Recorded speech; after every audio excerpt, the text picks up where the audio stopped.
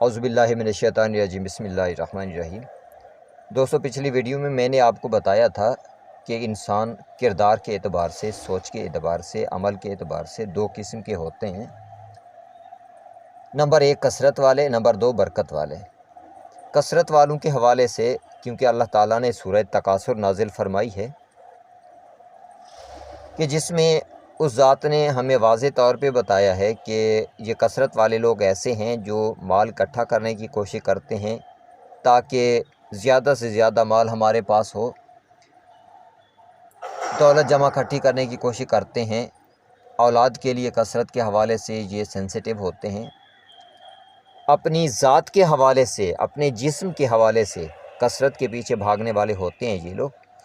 تو اسی لیے جب یہ لوگ قبر میں پہنچتے ہیں تو اللہ تعالیٰ نے فرمایا ہے کہ ان کے لیے آواز قدرت آتی ہے کہ تمہارے اوپر کثرت نے حکمرانی کی اور تم قبروں تک آن پہنچے ہو، ان قریب تمہیں معلوم ہو جائے گا کہ تم کیا کرتے رہے ہو۔ یعنی یہ کثرت کی راہ جو ہے نیگیٹو راہ ہے کہ موت کے بعد بھی انسان کو ایک وارننگ دی جا رہی ہوتی ہے کہ تمہارا انجام بہت بھیانک ہے۔ موت جیسی اذیت سہنے کے بعد بھی اگر انسان کو کہا جائے کہ تمہارا انجام بہت بھیانک ہے، ان قریب تمہیں معلوم ہو جائے گا، تو اس کا مطلب ہے یہ کثرت کی راہ اتنی بھیانک ہے کہ انسان سوچ بھی نہیں سکتا۔ دوسری قسم کے لوگ جو ہوتے ہیں، آج میں ان کی نشانی آپ کے سامنے بیان کرنے والا ہوں، اور خاص طور پہ اس پہ پوری میں نے ایک سیریز بنائی ہے تاکہ آپ اس چیز کو اچھی طرح سمجھ جائیں۔ آپ کے سامنے دونوں راہیں، کثرت کی راہ بھی اور برکت کی راہ بھی، دونوں راہیں کلیئر ہوں، پھر آپ اپنی زندگی کے بارے میں، ہمیشہ کی زندگی کے بارے میں خود فیصلہ کر سکیں۔ جو برکت والے لوگ ہوتے ہیں تھوڑی سی چیز میں بھی خدا کی برکت کے قائل ہوتے ہیں، ایمان ہوتا ہے ان کا۔ اب ان میں نے بہت سارے ایسے لوگ دیکھے ہیں جن کو لوگ آ کے پیسے دیتے ہیں، ہدیہ دیتے ہیں، لیکن وہ اپنے گھر لے کے جاتے نہیں ہیں، اکٹھے نہیں کرتے۔ ایک طرف لوگ دینے کے لیے آتے ہیں تو وہیں پہ اسی چیز کو وہ غریبوں میں مسلسل تقسیم کرتے چلے جا رہے ہوتے ہیں۔ میں نے ایک بزرگ کو دیکھا ہے کہ جو شام کو جب اٹھ کے گھر جاتے تھے تو اپنے دامن کو جھاڑ کے یہ اپنے لوگوں سے، سامنے بیٹھے ہوئے لوگوں سے یہ کہتے، گواہ بنا کے کہ گواہ رہنا، میں آج اپنے گھر میں کوئی چیز جمع کر کے نہیں لے کے جا رہا، سب اس کا رزق اس کی مخلوق میں تقسیم کر کے جا رہا ہوں۔ جتنی ضرورت تھی میرے گھر میں بیٹھے ہوئے لوگوں کی، اتنی ضرورت کا میں نے ان کو دے دیا، جتنی ضرورت تھی باقی لوگوں کی جو میرے پاس آیا میں نے انہوں میں تقسیم کر دیا۔ اور ایسے لوگوں کا رزق مسلسل جاری رہتا ہے، یعنی جس کو عام زبان میں لنگر کہا جاتا ہے، ان کے آستانے پہ کھانا پانی مسلسل چلتا رہتا ہے۔ کوئی بھی بھوکا پیاسا وہاں سے جا کے کھانا کھا سکتا ہے، پانی پی سکتا ہے، اور عزت کے ساتھ ان کو یہ سب کچھ ملا جاتا ہے۔ اب ان کی صحبت میں بیٹھنے سے میں نے بڑی عجیب و غریب چیزیں نوٹ کی ہیں۔ اب ان کے ساتھ ڈسکشن میں نے کچھ پوائنٹس نوٹ کیے۔ مجھے کہتے ہیں کہ نمبر 1، اس راہ پہ آنے کے لیے، روحانیت کی راہ پہ آنے کے لیے، اسپریچولیٹ کی راہ پہ آنے کے لیے پہلا فیکٹر ہے پاکیزگی۔ پاکیزگی دو قسم کی، نمبر 1 من کی، نمبر 2 تن کی۔ سب سے پہلے من پاکیزہ کرو۔ من پاکیزہ ہونے کا مطلب کیا ہے؟ آپ کی سوچ بھی پاکیزہ ہو، آپ کا دل بھی پاکیزہ ہو، آپ کی خواہشات بھی پاکیزہ ہوں، کسی قسم کی نیگیٹیوٹی ان میں نہ ہو، تب آپ کا من پاکیزہ ہے۔ اس کے بعد آپ کا تن پاکیزہ ہونے کا مطلب کیا ہے؟ آپ کا جسم پاک ہو، آپ کا لباس پاک ہو، جس بستر پہ آپ سوتے ہیں وہ بستر پاک ہو، جس ماحول میں آپ رہتے ہیں وہ ماحول پاک ہو۔ لیکن بڑی حیرانگی کی بات ہے کہ وہ کہتے ہیں کہ یہ جگہ، یہ آپ کا لباس، یہ آپ کا بستر صاف آپ نے خود کرنا ہے، ان کو دھونا آپ نے خود ہے۔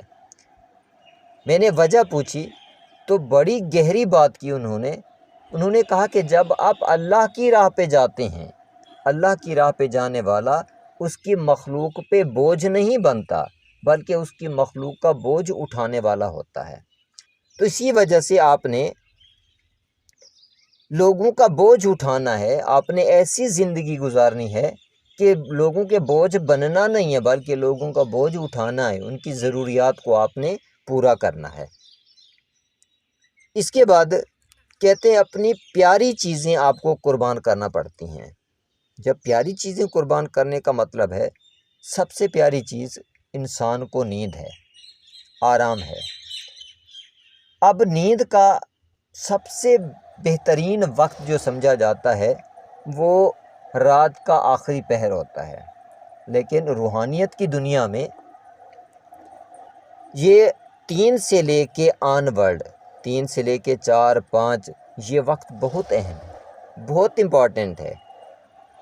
اس میں آپ نے نیند کو قربان کرنا ہے اپنے خدا کے پیار میں، خدا کی تسبیح کرتے ہوئے، خدا کے ساتھ راز و نیاز کی باتیں کرتے ہوئے، اپنے گناہوں کی استغفار کرتے ہوئے۔ اس کے بعد دوسری پیاری چیز کیا ہے؟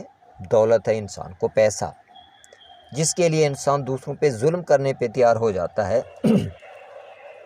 تو پیسہ انسان نے قربان کرنا ہے اللہ کی راہ میں، غریب لوگوں کی مدد کرنی ہے، بھوکے لوگوں کو کھانا کھلانا ہے، مسکینوں کو کھانا کھلانا ہے، ان کے لباس کا خیال کرنا ہے، ان کی رہائش کا بندوبست کرنا ہے۔ تو تم نے اپنی دولت کو بھی اپنے خدا کی راہ میں خرچ کرنا ہے۔ کثرت والے کیا کرتے ہیں؟ جمع کرتے ہیں لوگوں کو لوٹ لوٹ کے، لیکن آپ نے اپنا پیسہ بھی کیا کرنا ہے؟ اللہ کی مخلوق پہ خرچ کرنا ہے۔ یہ اہم ترین پوائنٹ ہے۔ اس کے ساتھ ساتھ خوراک آ گئی، وہ کہتے ہیں گوشت آپ نہیں کھا سکتے، دودھ نہیں پی سکتے، روٹی نہیں کھا سکتے۔ اسپریچول ایکسرسائزز کے دوران، روحانی طور پہ جب آپ کوئی پریکٹس کر رہے ہوتے ہیں، آپ دعویٰ کر رہے ہوتے ہیں اللہ کی راہ میں، رحمان و رحیم رب کی راہ پہ، تو پھر آپ نے ان چیزوں کا خیال کرنا ہے۔ جب میں نے وجہ پوچھی کہ گوشت کیوں نہیں کھا سکتا، اس کی وجہ کیا ہے، تو اس کی لاجک بیان کی انہوں نے، کہا کہ جانور جو ہے یہ اللہ کی مخلوق ہے۔ جب آپ رحمان و رحیم رب کی راہ پہ جانے کا دعویٰ کر رہے ہیں تو پھر آپ نے اس کی مخلوق کے لیے ظالم نہیں بننا، اس کی مخلوق کو زندگی کا حق دینا ہے آپ نے۔ میں نے کہا ہے کہ یہ تو حلال چیزیں ہیں، یہ حرام کیسے ہو گئیں؟ تو کہتے ہیں کہ ماہ رمضان میں یہی چیز ہماری تربیت کے لیے ہوتی ہے کہ کھانا آپ کے سامنے پڑا ہے لیکن آپ کھانا نہیں کھا سکتے، پانی آپ کے سامنے پڑا ہے، حلال ہے، اللہ تعالیٰ نے حلال قرار دیا ہے، لیکن روزے کے دوران آپ پانی نہیں پی سکتے۔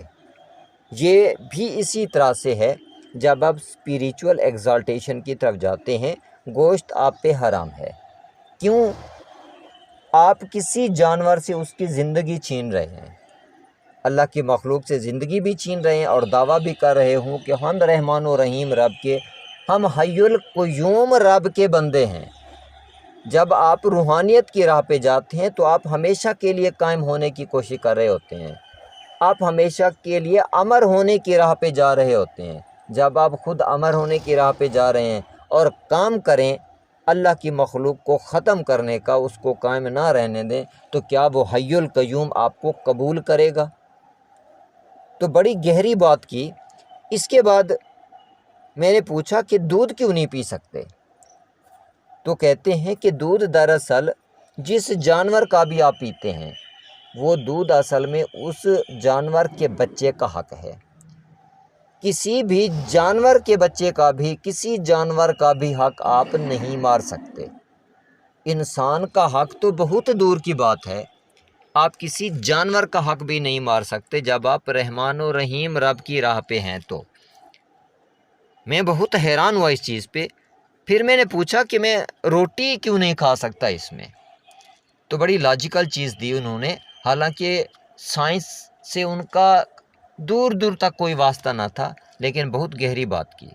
کہتے ہیں جو گندم کا دانہ ہوتا ہے اس میں ایک اور گندم کا دانہ ہوتا ہے، پورا پودا ہوتا ہے، اس پودے سے پھر اور پودے نکلنا ہوتے ہیں، تو قیامت تک آپ خود اندازہ لگاؤ کتنے لوگوں کا رزق آپ خطرے میں ڈال رہے ہو اگر آپ گندم کا دانہ کھاتے ہو تو اسی وجہ سے آپ کسی پودے کی زندگی کے لیے بھی خطرہ نہیں بن سکتے روحانیت کے دوران۔ اسی وجہ سے آپ نے کیا کرنا ہے، اس کے لیے پھل کھانے ہیں، کوشش کرنی ہے اسپریچول ایگزالٹیشن کے دوران صرف پھل استعمال کریں۔ پھر انہوں نے مثال دی کہ اگر بہت ضروری ہو جائے آپ کے لیے، بہت مشکل ہو جائے، تو پھر پتوں والی سبزی بنا کے کھا سکتے ہیں آپ۔ مثال کے طور پہ ساگ ہے، اس میں بیج نہیں ہوتا، ننا پودا نہیں ہوتا، اس میں سائنس میں جس کو ہم ایمبریو کہتے ہیں، ایمبریو نہیں ہوتا، ننا سا پودا نہیں ہوتا، اس پتے کو آپ پکا کے کھا سکتے ہیں۔ پتوں والی سبزیاں آپ استعمال کریں۔ اس کے ساتھ انہوں نے ایک مثال دی حضرت عیسیٰ علیہ السلام کے حوالے سے کہ ان کا جسم جو ہے سبزی مائل ہو گیا تھا، کیونکہ روحانی بنیادوں پہ وہ ہستی بہت بلند لیول پہ تھیں، پتے کھا کھا کے ان کا یہ جسم کا کلر جو ہے، چہرے کا کلر سبزی مائل ہو گیا تھا، یعنی وہ دانے دار چیزیں نہیں کھاتے تھے، بیج نہیں کھاتے تھے، آنے والے پودوں کی نسلوں کو وہ قائم رکھنا چاہتے تھے۔ انہوں نے ساری زندگی یہ کوشش کی ہے۔ تو اسی وجہ سے روحانی بنیادوں پہ آپ کو بہت زیادہ احتیاط کی ضرورت ہوتی ہے۔ تو اسی وجہ سے اگر آپ بہت زیادہ ضروری سمجھتے ہیں تو پتوں والی خوراک استعمال کر سکتے ہیں، باقی بیج والی کوئی بھی چیز استعمال نہیں کر سکتے۔ تو ویڈیو لمبی ہو جائے گی، اس کے باقی جتنے فیکٹرز ہیں میں آپ کے سامنے رکھوں گا، پھر آپ خود اندازہ لگاتے چلے جائیں کہ اللہ والوں کی اور دوسرے جو ہوتے ہیں ان کی زندگی میں، ان کی شخصیات میں کتنا ڈیفرنس ہوتا ہے۔ امید کرتا ہوں آپ خوش و خرم ہوں گے اور اللہ کی راہ پہ ہی ہوں گے۔ چینل کو سبسکرائب کر لیں، بیل آئیکن کو پریس کر لیں تاکہ میری آنے والی ویڈیوز آپ تک پہنچتی رہیں۔ دعا گو ہوں دونوں جہانوں میں آپ اللہ تعالیٰ کی امان